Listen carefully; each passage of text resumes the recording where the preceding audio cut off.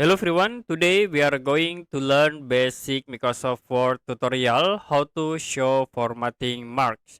So if you want to show formatting marks, you can go to Home tab and then click these icons, paragraph mark you can click. It will be show for the formatting mark. Like as example, I will click at this point and we can insert new blank page. You can click it to be show the page break mark. So very easy to show the formatting marks. And if you want to hide, you can click against the paragraph mark icon. Okay, to show, you can click and click again to hide. Okay, that's it for basic Microsoft Word tutorial, how to show formatting marks. If you have any question about tutorial, you can comment below this video.